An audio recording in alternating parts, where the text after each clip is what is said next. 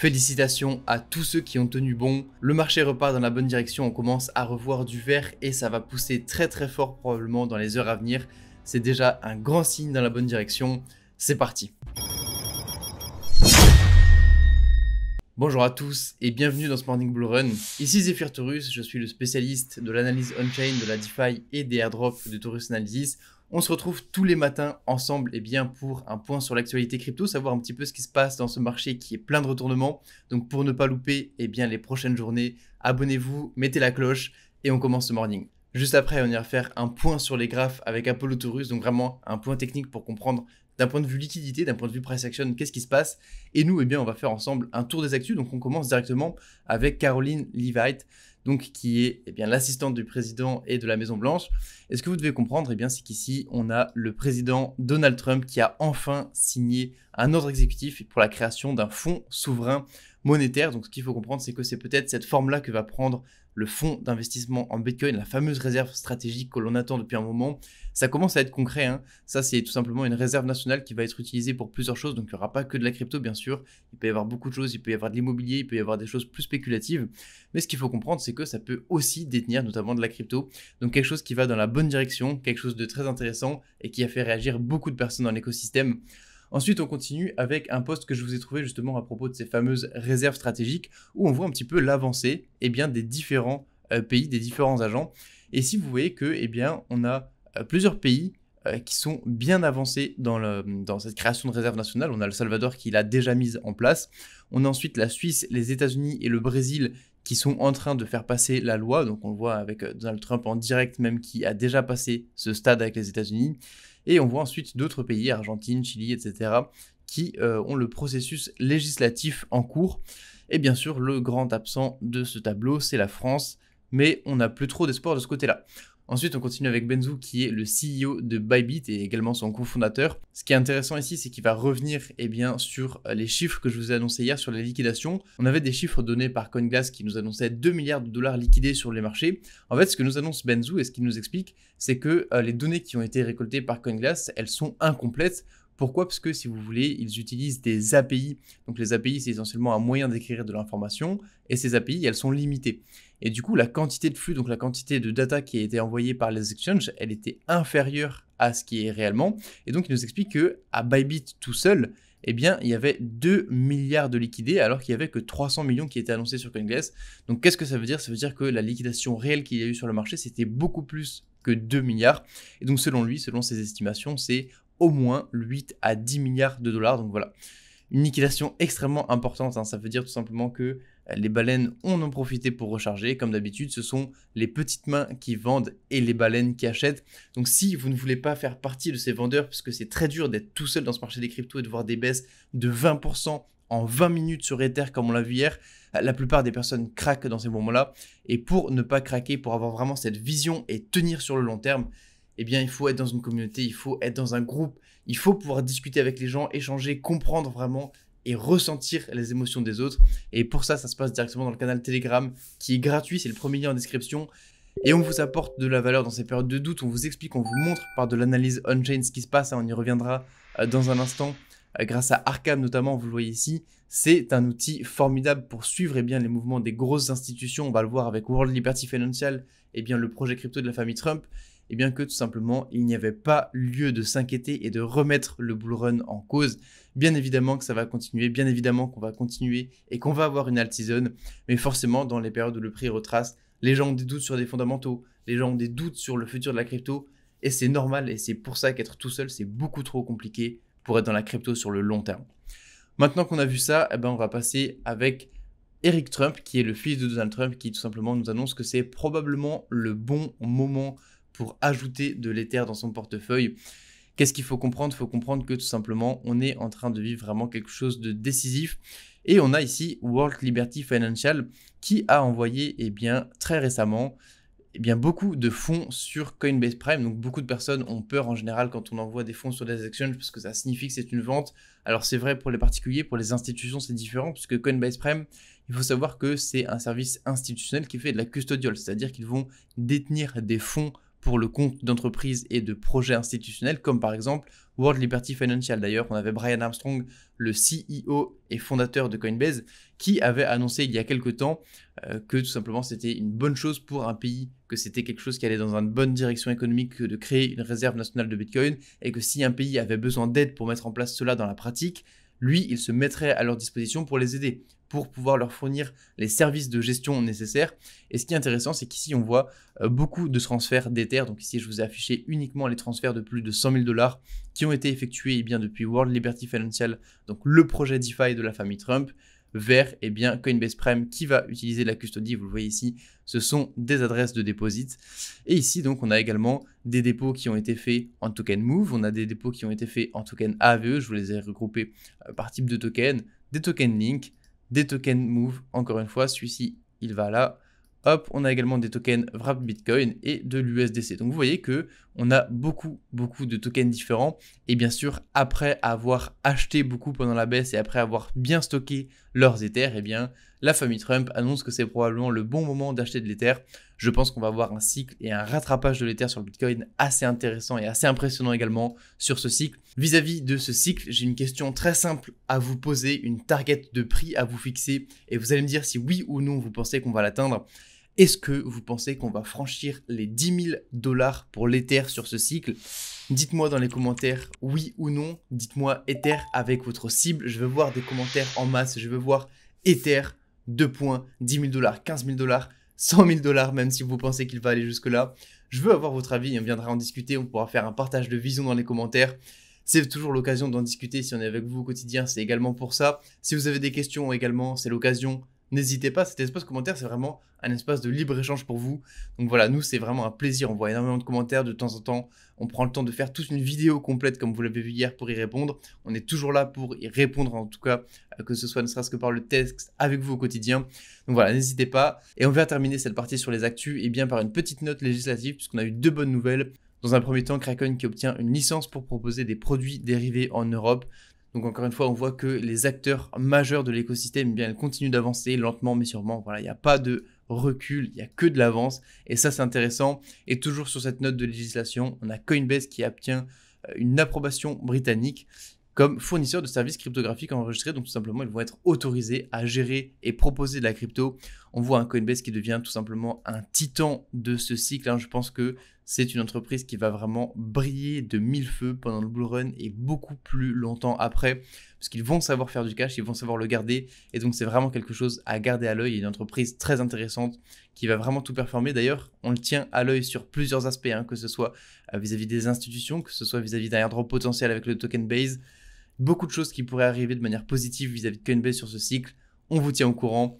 Voilà pour cette partie sur les actus, c'était Zephyr Taurus, c'était un plaisir pour moi de vous partager tout ça, et on se retrouve immédiatement avec Apollo Taurus pour faire un tour sur les graphes. Merci Zephyr pour les actus et bonjour Taurus, ici Apollo comme d'habitude pour le point technique. Pour ceux qui viennent de nous rejoindre sur la chaîne, bienvenue dans la famille, on se retrouve tous les matins pour faire le point sur le marché avec Bitcoin, Ethereum et les altcoins. Ce matin, on va démarrer avec Bitcoin en mensuel. Alors, sur ce début de mois de février, on a eu du mouvement à la baisse, mais vous pouvez voir que c'était pas si violent que ça finalement, puisque on est resté à l'intérieur du range de la bougie du mois de janvier. On n'a pas été chercher le point bas du mois de janvier, on est toujours à l'intérieur de cette bougie-ci. On a une contraction de la volatilité avec tout simplement un pattern de continuation de la tendance. Et on peut s'attendre tout simplement à aller chercher des nouveaux ATH, continuer tranquillement notre bull market sur le Bitcoin dans les prochaines semaines et les prochains mois. Si on descend maintenant sur de l'hebdomadaire, on va avoir un petit peu plus d'informations. La semaine qui est en train de se former, là, cette semaine-ci, elle est extrêmement bullish. On a un pattern tout simplement de sweep and close. Donc en fait, c'est une mèche de liquidation qu'on est venu former sur ce début de semaine. On a été chercher la liquidité sous le point bas de la semaine précédente. On est venu retester quoi? On est venu retester en fait tout simplement la mèche de la bougie de liquidation du 13 janvier. On a très bien réagi sur les 50% de cette zone et on est en train tout simplement de faire une bougie haussière sur cette semaine. Et si on clôture de cette manière au-dessus du point bas de la semaine dernière, c'est vraiment extrêmement bullish. Encore une fois, on peut aller chercher en tout cas les probabilités nous l'indiquent, des nouveaux plus hauts sur Bitcoin dans les prochaines semaines. Ok ? Donc on est toujours en train de contracter la volatilité autour de notre zone des 100 000 $, mais en tout cas là sur les derniers jours, sur les dernières semaines, on a vraiment des mouvements très intéressants. Il se passe des choses très très clairement. Et là, je pense qu'on est sur un niveau d'inflexion où on va avoir une prochaine expansion imminente, comme ce que l'on a eu tout simplement sur le mois de novembre, sur Bitcoin et également sur les altcoins. Maintenant, si on descend sur du plus court terme, sur le daily, eh bien en fait, ce qui s'est passé, c'est que sur les derniers jours, on a eu un mouvement baissier qui nous a servi à quoi ? Eh bien tout simplement aller chercher la liquidité dont on parlait énormément. Depuis plusieurs semaines, on parlait de ce niveau des 94 000, donc ça n'a pas manqué. On est venu retester cette bougie, cette fameuse bougie de liquidation du 13 janvier qui était venue chercher tous ces points bas.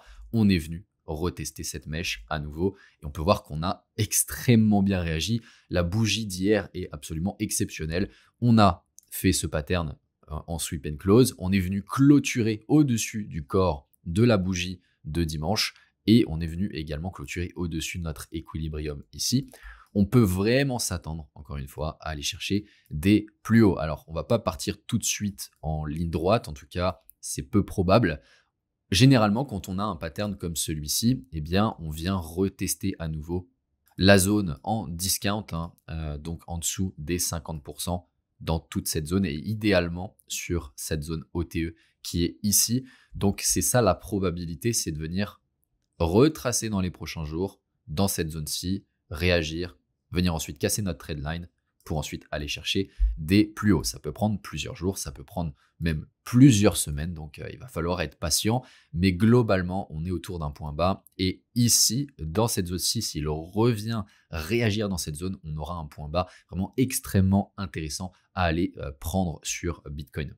Bon, maintenant, si on part directement en ligne droite sur des nouveaux ATH dans les prochains jours, ça ne m'étonnerait pas non plus, puisque eh bien, on a eu vraiment une très très grosse liquidation qui a été effectuée dans les derniers jours. C'est plus de 2 milliards de dollars de longs qui ont été liquidés. Je ne sais pas si vous vous rendez compte, c'est vraiment monstrueux. Donc on a très très bien accumulé sur ces niveaux. Mais simplement, ce qu'il faut retenir, c'est que quand on a ce genre de pattern, de mèche de liquidation, eh bien en général, on va venir retester la zone discount en dessous des 50%. On vient retester la mèche avant de repartir, mais c'est pas obligatoire. Maintenant les Taurus, on en revient à notre compétition entre les rouges et les verts. Donc pour ceux qui viennent d'arriver sur la chaîne, on a un jeu dans la communauté. D'un côté, on a l'équipe verte qui pense qu'on va aller chercher le trait vert en premier. Et tout simplement, de l'autre côté, l'équipe rouge qui pense qu'on va aller chercher le trait rouge en premier. Donc on est plutôt baissier sur ce type de scénario. Dites-moi dans les commentaires si vous êtes plutôt team verte ou team rouge. Personnellement, comme je viens de vous l'expliquer, je pense très honnêtement qu'on a un point bas qui s'est formé sur ces niveaux-ci et qu'on ne va pas forcément redescendre plus bas quand on voit la quantité de liquidité qui a été cherchée dans les derniers jours. Les Taurus, avant de passer à l'analyse d'Ethereum, surtout abonnez-vous pour être certain de manquer aucune des informations précieuses qu'on vous partage tous les jours. On fait le suivi de tout ce qui se passe sur le marché. Vous avez les différentes zones pour vraiment avoir toutes les cartes en main pour réussir votre bull run. Également, rejoignez le canal Telegram Trading. Je vous partage énormément de valeur au quotidien sur la partie analyse technique. Tous les aspects du trading, c'est gratuit. Le lien est en description de la vidéo.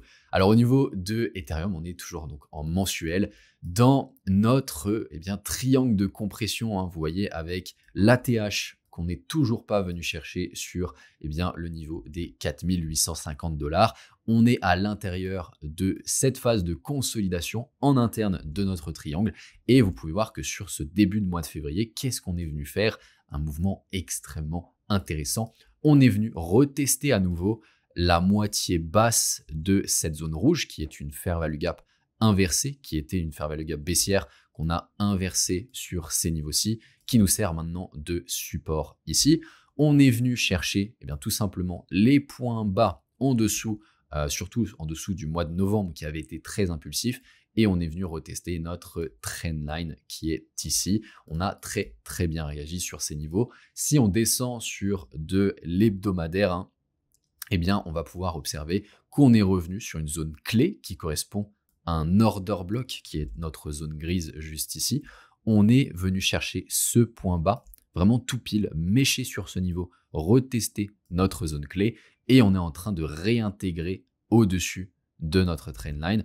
On avait cette fair value gap ici, donc notre zone rouge, qu'on est en train tout simplement de venir retester. Donc les prochains jours sur Ethereum vont être clés. On pourrait tout à fait rejeter cette zone à nouveau, venir sur le range de la bougie, retester tout simplement pour ensuite repartir sur des plus bas. C'est tout à fait possible. On a la possibilité également de revenir chercher un nouveau plus bas à l'intérieur de notre zone clé, puisqu'on n'a pas été chercher ce point bas-ci.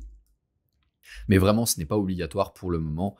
Ce qu'on envisage, c'est plutôt ce type de scénario, tout simplement, où on repartirait sur des plus hauts sur Ethereum dans les prochaines semaines pour vraiment démarrer le cycle haussier sur Ethereum qui n'a pas véritablement commencé finalement. Si on descend sur du daily, ce qu'on va pouvoir observer, c'est vraiment que la bougie d'hier est juste magnifique. On a eu une énorme mèche de liquidation. On a été chercher notre niveau de liquidité ici et on a clôturé vraiment au-dessus de notre fair value gap ici en réintégrant le range.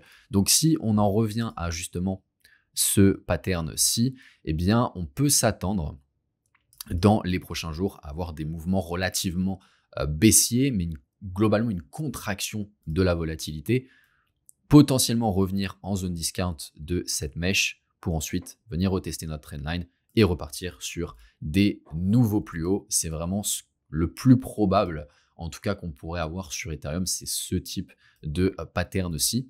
Maintenant, voilà, ça va dépendre de la réaction sur cette zone et comment on va réagir au niveau de notre trendline ici également. Si on vient la retester à nouveau dans les prochains jours pour pouvoir la casser par la suite. Et ce qu'il va falloir observer en priorité, c'est vraiment la clôture de la bougie hebdomadaire parce que ça va être assez clé sur ces niveaux. Vous voyez que si on vient clôturer en hebdomadaire au-dessus du point bas de la semaine dernière, c'est vraiment extrêmement bullish. Ok les Taurus, on va terminer donc avec le market cap des petits altcoins en excluant le top 10. Ici, on a quelque chose d'extrêmement intéressant que je vous ai partagé sur les vidéos d'hier. En mensuel, on a un pattern qui est tout simplement un écho de ce qui s'est passé en 2020-2021. En tout cas, c'est extrêmement similaire. Vous allez pouvoir le voir ici.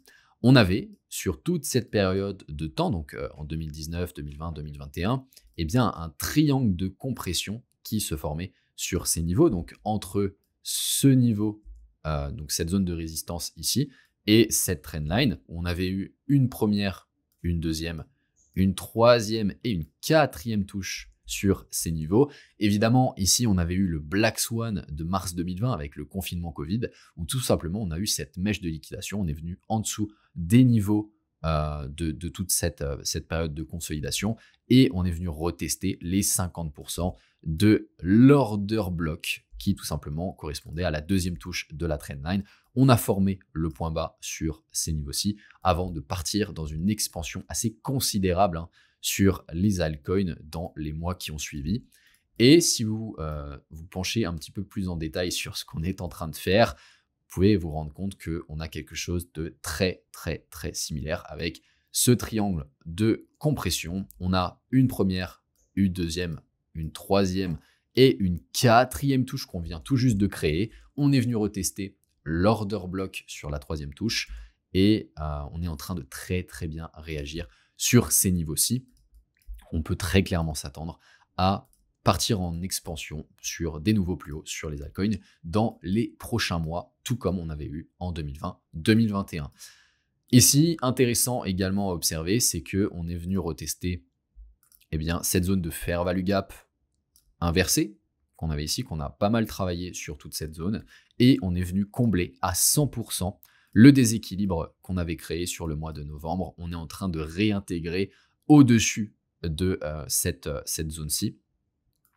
Si on descend sur de l'hebdomadaire, on avait cette zone, donc je vous ai énormément rabâché que donc on était dans toute cette période de temps, sur les dernières semaines, je vous disais que il pouvait très clairement revenir dans cette zone clé. On avait cette fair value gap en confluence avec notre order block, la zone grise, plus la trendline ici, on est exactement revenu sur ces niveaux et on a magnifiquement bien réagi sur ces niveaux-ci. Donc si cette semaine, encore une fois, clôture avec une bougie bleue, en plus de ça, au-dessus du niveau de la semaine dernière, avec un pattern de sweep and close, c'est juste magnifique. Et on pourrait très clairement, encore une fois, repartir sur des plus hauts dans les prochaines semaines, les prochains mois sur les altcoins. Alors je vais pouvoir nettoyer un petit peu tout ça pour que ce soit plus clair en daily. On voit que la bougie d'hier, tout pareil que sur Ethereum finalement, est venue chercher le point bas de la semaine précédente. On est revenu dans notre zone clé et on est en train de très bien réagir. Encore une fois, ici, on va tracer notre Fibonacci et on va potentiellement s'attendre à revenir dans la zone discount de ce pattern. En tout cas, c'est vraiment extrêmement probable. Donc, d'avoir des mouvements baissiers dans les prochains jours, potentiellement revenir retester à nouveau notre zone ici, voire même la trendline avec une nouvelle touche pour ensuite repartir sur des plus hauts, venir casser notre trendline qui est ici. Maintenant, encore une fois, le plus important, ça va être la réaction sur notre zone clé qui est ici. Vous voyez, toute cette période de temps, cette zone rouge nous a servi de support. On est venu casser cette zone et maintenant, on est venu la retester. Elle va nous servir de résistance, en tout cas sur du court terme. Donc, il va falloir la casser. Il va falloir casser notre résistance dynamique sur la trendline. Mais en tout cas, globalement, sur le moyen long terme, c'est extrêmement bullish ce que l'on vient de faire et on a de très très fortes probabilités d'avoir créé le point bas tout simplement pour le début du cycle haussier sur les altcoins. Les Taurus, on a terminé pour cet épisode. Laissez-nous un like pour nous indiquer que vous avez eu des informations bénéfiques dans cet épisode. Encore une fois, abonnez-vous pour être certain de ne rien manquer, activez la cloche des notifications. On vous partage vraiment toutes les informations dont vous avez besoin pour réussir votre bull run sur cette chaîne. Un maximum de valeur au quotidien, donc profitez-en. Sur ce, je vous souhaite une magnifique journée. C'était Apollo. Ciao, ciao.